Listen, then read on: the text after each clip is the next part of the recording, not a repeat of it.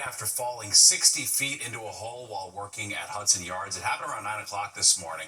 Officials say the victim was working on the Hudson Yards concrete casing project, which is part of the Gateway Tunnel project. The worker was an employee of New York Concrete Corporation. All work at the site has been suspended while that incident is investigated. The Queens woman accused of leaving her newborn at Penn Station was arraigned on charges of abandoning and endangering the welfare of a child. 30-year-old Asa Diawara was granted supervised release after appearing in court. Police say the baby girl was wrapped in a blanket and left at the bottom of a stairwell leading to the downtown subway trains.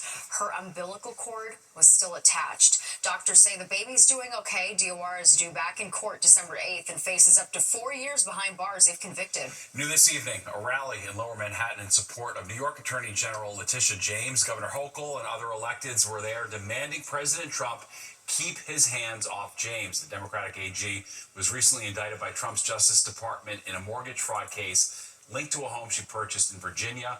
She denies any wrongdoing. Now, at the rally, Governor Hochul accused Trump of going after James for political retribution. Tish James brought him to justice, and now he is destroying our system of justice to take her down. But that will not happen, my friends, because she, above all, is a New Yorker. She is the heart of a lioness. She is tough, and she will withstand. James scheduled to appear at a federal court in Virginia tomorrow. Well, a move that a lot of New Yorkers say is long overdue. A new e-bike and e-scooter speed limit goes into effect tomorrow. While pedestrians are celebrating the change, it's leaving many to wonder how this rule is even going to be enforced. Fox 8's Stephanie Bertini is live on the Upper East Side with a look at the plan to slow down riders. Zipping by behind you, Steph. Yeah, Natasha, Steve, this one's a talker indeed. So a speed limit of 50 miles per hour to be implemented for e-bikes and e-scooters as of tomorrow. You often see delivery workers zooming by on e-bikes. Many New Yorkers use e-bikes and e-scooters to get around, but the city says safety regulations will help keep everyone safe. Once implemented tomorrow, the speed limit will match the same speed limit that currently applies to stand-up e-scooters. We talked to New Yorkers, some who are relieved to see the change, and we talked to a law enforcement expert who says safety is about more than just speed. I'm not scared of getting hit by a car in the city. I'm exclusively scared of getting hit by someone on an e-bike. Yeah, so you're saying it's about time? I'm saying it's past time. I ride a city bike, e-bike every day. There's a program for them, but the ones on the apps are just crazy. You think they go too fast? Oh yeah, 100%. They go too fast. They cut me off. They nearly hit me. I think the e-bikes are a little bit out of control, right? We've seen delivery guys, bad guys riding these e-bikes on the sidewalks.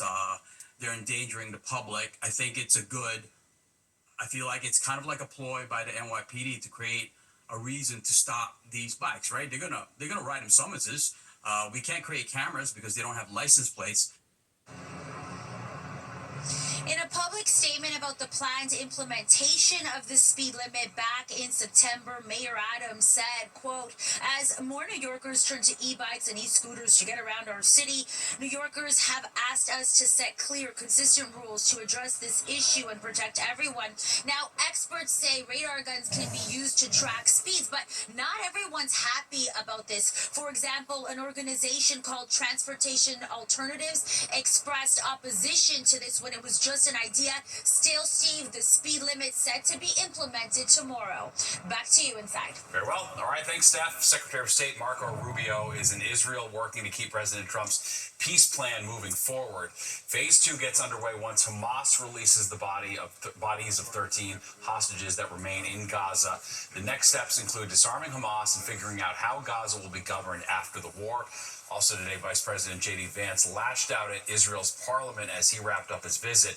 He called a symbolic vote to annex parts of the West Bank an insult that went against the Trump administration's policies. That vote is considered unlikely to pass. The Senate has adjourned until Monday without coming to a deal to end the government shutdown. Today, they failed to advance a Republican-backed bill that would have paid essential federal employees, military members, and contractors during this shutdown. It fell short of the 60 votes needed to pass, with only 3 Democrats in favor. And Republicans objected as Democrats proposed a voice vote on their legislation to pay all federal workers and prevent the Trump administration from going through with those mass firings. At least 25 states plan to cut off food benefits because of a lack of funding from this shutdown. Well, crews are moving full speed ahead with the president's plan for a $300 million ballroom. Excavators demolishing the east wing of the White House today. When complete, President Trump says the ballroom will be twice the size of the White House. He also said construction will be paid for by himself and private donations. Demo work began this week despite controversy surrounding what some call a lack of transparency. Trump was asked about the project again today. He claims the White House has not been properly maintained and expects work to be finished on this project by the end of his term in 2029. Well, an inmate smuggles a gun into a transport van and opens fire. Now, 5 Mount Vernon officers are suspended. How the lapse in protocol happened in the first place. In a once-in-a-lifetime experience, how a group of New Jersey high schoolers landed an invite to the Vatican.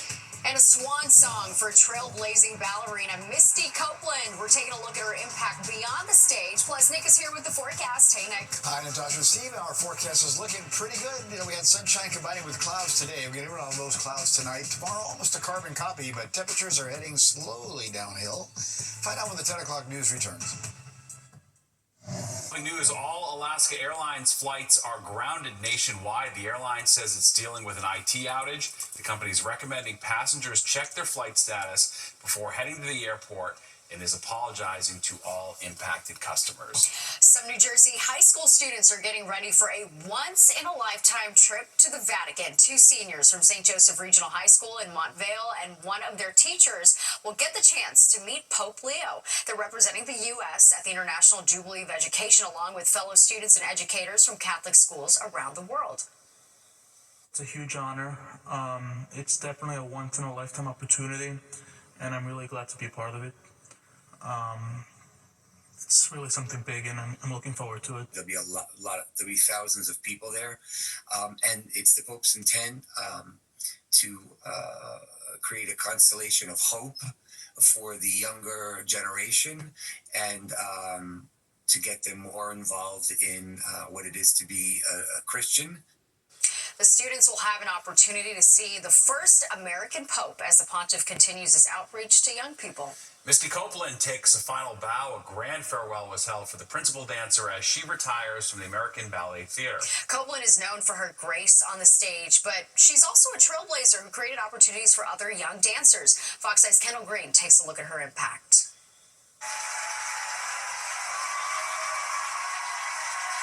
The highest praises, honoring the legendary career of Misty Copeland for her final curtain call at the American Ballet Theater, came in worthy form at Lincoln Center, as golden glitter and bouquets by the dozen showered the first black woman to become a principal dancer at the world-renowned dance company.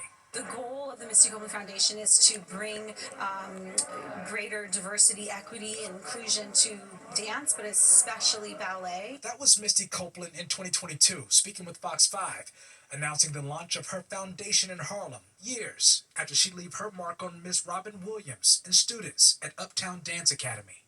We do a Nutcracker every year, and in 2009, 10, and 11, we did it at the Apollo, and she was one of our guest artists, and she was absolutely gorgeous. Williams, the executive director of the dance company in Harlem, recalls watching dozens of Copeland's performances, and she used them to inspire her students before Copeland would show up herself. She was working with Prince when she did our show. She was instrumental in getting us $250,000 at that time for our school, to keep our school going. And she started a program at American Ballet Theater for young students of color, and we got 12 girls and one male in that program. One of those students went on to become a dance teacher at American Ballet Theater last summer. As the only black dancer at ABT for the first 10 years of her career, Copeland made her career count where it mattered most.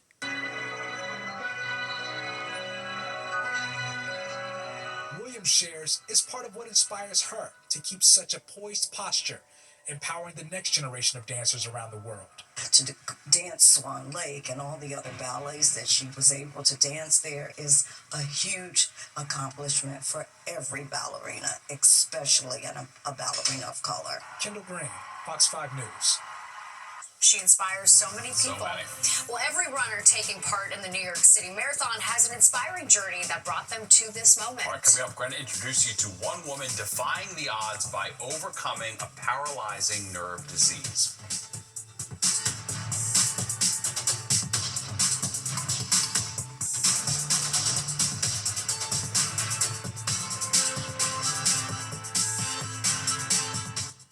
Morgan. The New York City Marathon is just 10 days away, and a special group of runners called Team Inspire will be hitting the pavement. They're a diverse group of 26 athletes, each overcoming amazing odds just to be able to run. And earlier we talked to Relly Lander, who was told that she may never walk again, but is now running in her second New York City Marathon.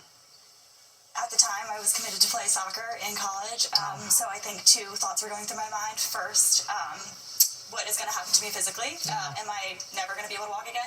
And then also, what is going to happen to my future? Am I going to be able to go to the college I was committed to? Team Inspire is 26 of the most inspiring stories that we find at New York Road Runners every year. One story for every mile, right? So Rally is one of those stories. Yeah, they are amazing, and best of luck to those runners and all the runners. The New York City Marathon is on Sunday, November 2nd. Personally, the best day in New York City, I think so. Amazing, right? 2 days before the election, too. Yes. Calm before the storm. Oh, yeah. All right, let's go to Nick now for a look at the forecast. We're definitely making the transition into more fall-like temperatures. Today felt good, Nick. Yeah, not so bad, right? A little bit breezy at times, but not so bad. And, hopefully we can get a day like this for the marathon, right? That would be perfect. The perfect running weather, temperatures in the 50s to about 60. We'll see. We still got a little ways to work on that one. Tonight, getting kind of chilly north and west, though. Already 40, Scranton, Monticello, Allentown, even on the east end. And then it's mostly about 50 from the city, White Plains or so. I slipped down towards 49 at Belmar. The wind has lightened up considerably. Still a west-southwest wind averaging about 10 miles per hour. The gusts have pretty much died down. But we do have a frost advisory tonight. You get down into Monmouth County and also points south, even down in towards Ocean County as well. Notice it goes till about 9 o'clock tomorrow morning with that mainly clear sky coming in and the light wind. Definite recipe for frost. Not just there, but in most of our area. But that's their first big frost in parts of central southern New Jersey. All right, as our satellite view shows, the clouds that we had earlier kind of chased them away now. So that's the good news. Wide view shows we still have this circulation going on here, a little upper level system here across eastern Canada. So that will result in ultimately a similar day tomorrow. As you see tonight, the sky goes clear, and we'll have sunshine out to the door tomorrow morning. Some clouds may build up in the afternoon. Could be a little sprinkle north of town. Upper 50s once again to about 60s, similar to today. And that area of dry weather will stick around. In fact, it'll cool down though even more over the weekend. 30s tonight north and west. 46 in the city. Mostly low to mid 40s along the coast and some of the nearby suburbs tomorrow. Sun is back, but it's a cool day. Not too breezy as it was today or yesterday. Mostly upper 50s to about 60 degrees. And it's even cooler this weekend. Steve and Natasha? All right, thanks, Nick. Well, an NBA coach and player arrested in 2 different gambling schemes. Today's developments raising concerns about how sports betting is impacting the ethics of the game. And celebrating America's 250th birthday, the Long Island town cracking open the vault to showcase items from the Revolutionary War.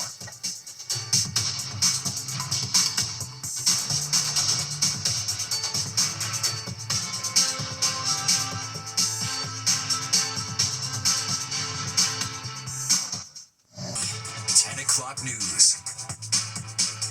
Stunning charges revealing 2 massive gambling schemes allegedly involving an NBA coach and player. Welcome back to the 10 o'clock news. I'm Steve Lacey. And I'm Natasha Verma. Sports betting is growing and increasingly intertwined with the game. Some believe the high-stakes world is bad for both sports and gamblers. All right, Fox 5's Jennifer Williams shows us what's being done to protect the integrity of the game. I think it was pretty shocking, but I trust that the league will get it handled. After Trailblazers head coach Chauncey Billups and the Heat's Terry Rozier were arrested with dozens of others in a federal takedown of 2 massive gambling operations, the integrity of the game has come into question. The gambling's all over the place. You FanDuel, DraftKings all over all the even on the game. So kind of, but I trust the NBA. I trust everyone loves it for the game. But seeing the people that is, like Chauncey Billups, a coach, a veteran, like grew up watching him, so that's pretty crazy, honestly. It's awful if it's true. I'm really hoping it's not. I'm still gonna enjoy the game. Made or miss basket? How about who's going to make the next basket? With the prevalence of micro betting, which is small wagers being placed on specific in-game events on your phone, online sports betting has exploded. Sports have become the equivalent of a non-stop slot machine.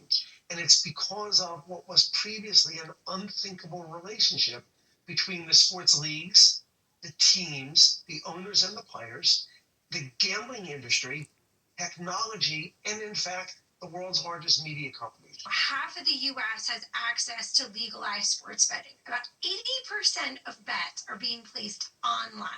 So we're talking 24/7 access, 365.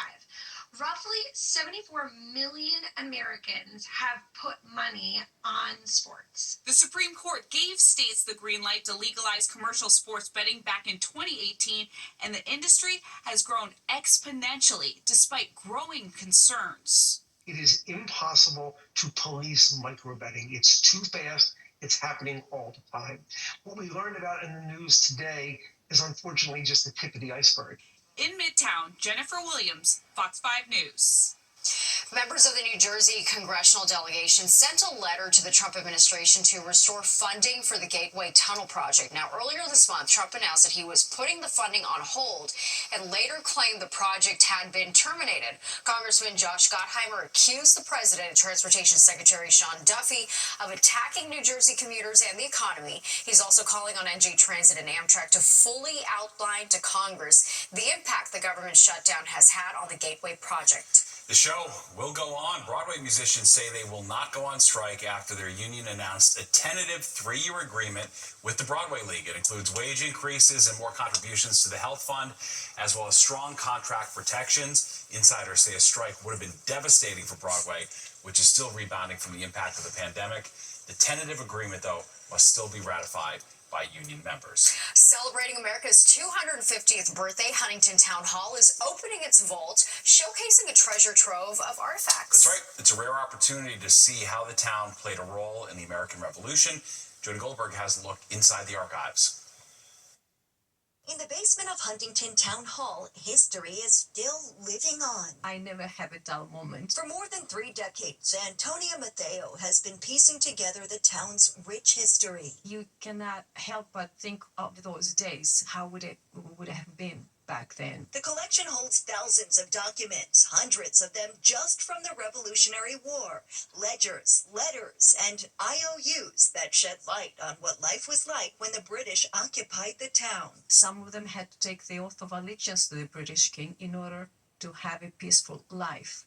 But the irony of submission is that they did not have peace. Town clerk Andrew Rea remembers celebrating America's 200th birthday. I was in 2nd grade. I still remember my little tri-corner hat. Now 50 years later, he and Antonia are helping prepare for the 250th, honoring Huntington's place in the nation's earliest fight for freedom. The town of Huntington signed a Declaration of Rights actually 2 years before the signing of the Declaration of Independence. History runs through the town of Huntington. The old arsenal still stands. It was once used by the town's militia. And across the street stood Platt's Tavern, where George Washington dined back in 1790. If you read his diary, he says he had a decent meal.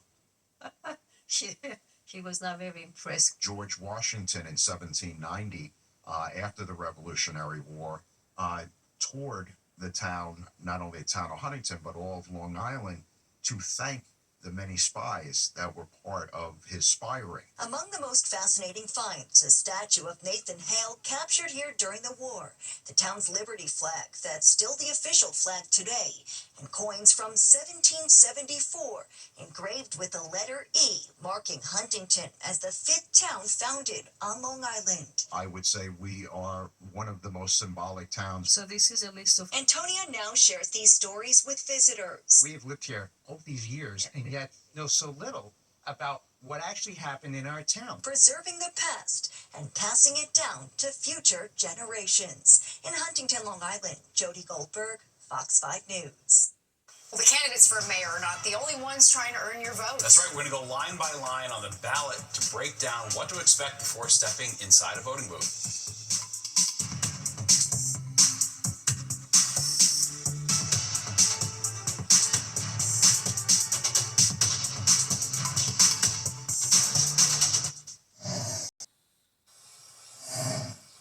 With early voting starting this weekend, it's important to know what to expect when you step into that voting booth. And that includes which candidates and former candidates you will see more than once. Dan Bowens and Robert Moses break it all down for us.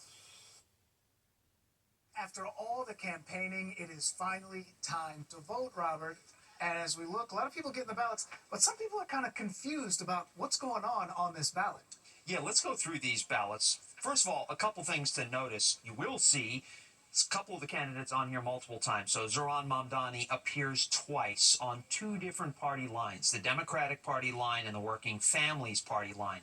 Same thing with Curtis Sliwa. He too appears twice, once on the Republican line and once on the Protect Animals line. If you want to vote for either of these candidates, only fill in one of the circles. It's not like if you fill in two Mamdani circles or two Sliwa circles, you get 2 votes. No, just 1 vote, so just fill in 1 circle. Doesn't matter which of the parties you use, but fill in the circle for the candidate you want. So in other words, if I vote for Mamdani and Working Families, it'll still count for Mamdani, the Democrat.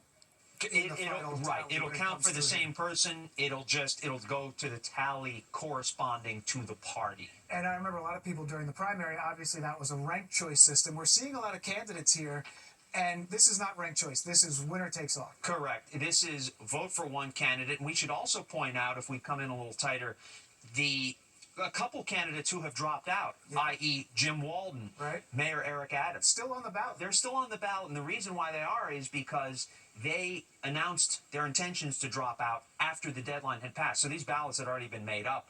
If you don't want to waste your vote, don't vote for one of those 2 candidates. Vote for someone else. People may end up seeing their names, though, and they may end up thinking that they could still be on there, but they have withdrawn from this election. Correct. And then also important here that it's not just the mayor's race. We've got a lot of stuff going on here. Yeah, of course, we've given the mayor's race the lion's share of attention, and understandably so, but the Board of Elections points out that a lot of these down-ballot races, like public advocate, for city council, those city council seats may affect you more kind of in a nitty-gritty way than the mayor's race. So make sure, if you want your voice to be fully heard, that you vote in each one of these races that appears on your ballot. Yep, district attorney, everything there. When you flip your ballot over, you've got the ballot questions. This year we have 6 ballot questions. The first one is about land use. 2, 3, and 4 are about housing reform. The 5th one is about creating a digital city map. And then the 6th one would move local elections to presidential election years. Why would they do that? Well, the reason for that is to try to increase participation, because a lot of voters say, hey, if it's not a presidential election, I don't care, I'm not going to vote. That's a bad idea. So if everything is kind of in one year, the thinking is the turnout will be much better. Well, hopefully we get some good turnout this year, and hopefully running through the ballot like this has helped some of you out there. We know it can be confusing, but if you take your time, we're going to all figure it out. Yeah, just some general pointers. There could be lines, so vote early. Remember, take advantage of early voting. We've seen that in the cities. A lot of people like to do that. Make sure you vote for all of the races on the front of the ballot. Flip your ballot over to make sure your voice is fully heard. And I can't wait to see what happens. Early voting ends this Sunday before Tuesday, November the 4th. We're almost there. It's our own personal marathon. I know, for sure. That's right, 26.2. All right, well, most Americans traveling overseas are quick to mind our P's and Q's to avoid sticking out. But what is it about us Americans that make us stand out? We're taking the question to European tourists visiting the Big Apple. Plus, Nick is here with the forecast. Hey, Nick. And Steve, we're cooling it down in the forecast. The showers to the north and west, not to worry. They're not coming our way, although we could use the rain. Doesn't look like anything's coming soon, but I'll tell you about it when the 5 o'clock news, or the 10 o'clock news returns. Better be 10. Without the work of New York City's Well, it's no secret Americans stand out when traveling abroad, but the attention isn't always positive. That's right. From tipping to talking too loud, our Kendall Green found out why our cultural quirks often give us away. Americans tend to stand out when we travel abroad. And whether we announce it or not, we give it away one way or another. Maybe when they ask if the tax is included, because here the tax is never included, but in Europe it's always like the price like it is. I think the clothes they are more colorful. In Europe they are often with black clothes, gray, and here more colorful and more stylish. They're like U.S. citizen trademarks, where in some countries our tendencies aren't as welcomed as we'd like. Tipping, for example. Tipping is really not standard, especially in Asia, where it actually would be considered an insult. For example, if you tipped in Japan, you're effectively saying, I don't believe your employer pays you enough, so I need to supplement your salary. That would be the message you're sending with tip. A viral Reddit thread revealed our unusually American tendencies, which also include the habit, driving everywhere we go, loving ice in our drinks, being overly social, talking to any and everyone, and how some of us eat. Eating food on public transit, or gobbling down our food, or expecting massive portions on our plates when we actually, perhaps in Europe, might get much smaller portions. There, I would say, when in Rome, or Berlin, or London, or Paris, do as those folks do. But some abroad say they admire some of those tendencies. They're very confident people, go-getters. I think that's fair. Learn as much as you can about the local traditions, but don't be afraid to showcase what it is that makes Americans as special as we are. Would make you want to come here. Yeah, I think so. Yeah. Kendall Green, Fox 5 News. Big portions, ice in our drinks. I don't know. We sound awesome. I know. Sounds where great. is it they don't tip? Asia? Yeah, we should go there. Yeah, next vacation. Book it. All right, Nick. We have to tip on everything here. I know. Yes, there'll be 20% coming my way after this, right? You should show us that like screen. 20%, 30%, 100%. No, you get what you get with me here. This is it. And you're going to get some cool temperatures in this forecast, I can tell you that, in the next couple of days. Seasonally cool, we'll say. Still a bit of cloud cover the city tonight. Otherwise, it's gotten pretty quiet. The wind has died down a bit. We're looking at 60 and 50 for the split. That's just about average, really. 85 and 32 in the records. 716, sunrise down 603. Just like today, we'll see more of it in the morning, and then more of the clouds will be around at times in the afternoon. Still, again, mostly cloudy now, 54. Westerly wind has quieted down a bit. Humidity, not so bad. Pressure on the rise. Good sign there, 30.01, as high pressure builds in and stays with us for the next 5-6 days or so. Okay, we're down to the 40s, though. Monticello, Scranton, Allentown. Also at Belmar on the east end, otherwise 50, Islip, White Plains to Sussex, and middle 50s around town. Most areas a little bit cooler than last night. Sussex the exception there, they're +3, but definitely a little bit cooler tonight. Wind is backing down. It's only about 5 to 10 miles an hour out of the west, and so with a mainly clear sky coming in and a light wind, we do have a frost advisory in Monmouth County, Ocean County on south and westward till 9 o'clock tomorrow morning.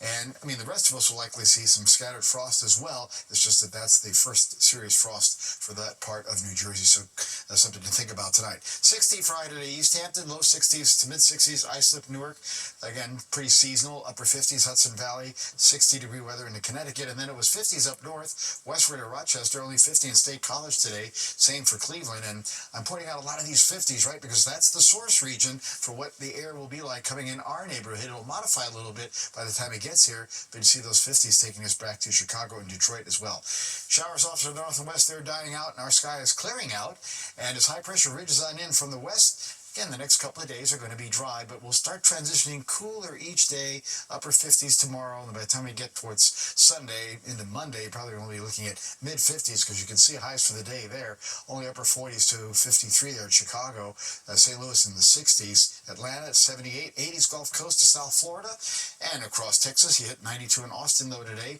80s for Phoenix and Vegas, 70 for Denver, 60 Salt Lake to Seattle, down towards San Francisco. Okay, here's our futurecast overnight, and again, you're going to see those temps head down into the 30s to the northern western cooler suburbs, and mid to some upper 40s around town, mostly low to mid 40s at the coast. Tomorrow we'll struggle again to get to 60, probably mostly upper 50s for most of the area tomorrow night. Back down to the 30s in those colder suburbs, and we'll get back towards the middle 50s or so, middle to upper 50s we get into Saturday afternoon. All right, here's Melissa, tropical storm, and again, it looks like Melissa will be heading off to the north and potentially becoming a Category 4 hurricane hurricane as it heads towards Jamaica. That is not good news for them. That could be very devastating as a prolonged storm affects them. 46 in the city tonight, 59 tomorrow. We'll hit 57 as we head on into Friday, and then we'll stay in the 50s over the weekend. In fact, even middle 50s taking us down the road here. Showers will arrive later Wednesday. They'll stick around to Thursday, so some very nice fall weather ahead. Natasha? Yeah, really nice. All right, Nick, thank you. FIFA World Cup officials have announced that the official fan village is going to be set up at Rockefeller Center. It'll run from July 4th to July 19th next year. It'll serve as the host committee's flagship Manhattan fan experience, hosting all sorts of events and watch parties. Rockefeller Center is such a quintessential New York place. It is so iconically New York. It's a place that New Yorkers love, international and domestic visitors love. It's a place where you have an emotional connection to it, whether it's from the Christmas tree or the ice skating rink or wonderful memories here. And we're so excited that the World Cup presents a new opportunity for more memories. And remember, Fox and our sister station, FS1, are your home for all the World Cup matches. Well, enter if you dare. A haunted maze is now open at the Liberty Science Center. And if you can bear the scare, a big prize awaits you at the end. Well, can you survive in a dark tunnel? The Liberty Science Center, I don't either, in Jersey City is offering this very spooky experience. And those brave enough venture into a haunted mine to find rare gemstones and a chance to win up to $1,000. Right, Christopher gave it a try. It's a little spooky in here, all right? Yeah, you can win up to $1,000 here in the Tunnel of Terror. It's super freaky, but today I have my friend here, and he's going to help guide us through. So tell us a little bit about, we have some stalagmites, stalactites here in this underground tunnel. Ryan, it's really good you're here. We are looking for folks brave enough to come to Liberty Science Center and try and make their way through our Tunnel of Terror. She didn't make it. Okay. Apparently so. Yes, we've lost some very... Whoa, whoa, whoa. Hey, whoa! We lost some very valuable minerals down here. Okay. And we're looking for folks brave enough to try and survive, make their way through the tunnel, retrieve some of those minerals, and they are worth real money. And we're hoping that some people are brave enough to try and do that. Well, Fred Hartman, I'm a wimp. I don't know why. I thought we were going to come here and do... Oh! All right, okay. You good? You good? You need anything? He's falling and he can't get up. Call life We better keep going. We better keep going. I thought we were doing science experiments. I thought Bill Nye was going to be here. Well, we're hoping that they... Whoa! Jeez, this is crazy. These minerals are very valuable. We think we can use them for some great science and some great experiments. Right. But we've got to survive this tunnel first, see if we can retrieve some of them. I don't know if we're going to be able to. We've made it to the room where we found the ore. What do we do now? We got to choose one. Choose one and rock? We're going to scan it up and see if we found one that's valuable. This one looks good. All right, Jess is... Jess, scan it. Just the rock. I didn't win the $1,000. You did not win the $1,000. Oh. I didn't want that to end. I know. It's when they jump out at you in the dark. That's scary. That's right. All right, there's more of the 10 o'clock news straight ahead. We'll be right back. All right, looking for a chilly night ahead. 30s in those cooler spots north or west, 46 in the city, low 40s at the coast, and a clearing sky. Tomorrow, just like today, sun gives into some clouds, and we stop in the upper 50s. Somebody will hit 60 in a few spots. It's cool and dry for the weekend. Steve and Natasha? All right, don't go anywhere. Battleground NYC, the fight for your vote, is next at 11 with host S.E. Cup. And then stick around for Good Night New York with Crystal Young and Ryan Christopher at 11:30. Okay, that does it for us tonight. If you missed any part of the 10 o'clock news, you can always catch an encore on our free streaming app, Fox Local. Where you can stream our newscasts anytime. Have a great night. We'll see you tomorrow.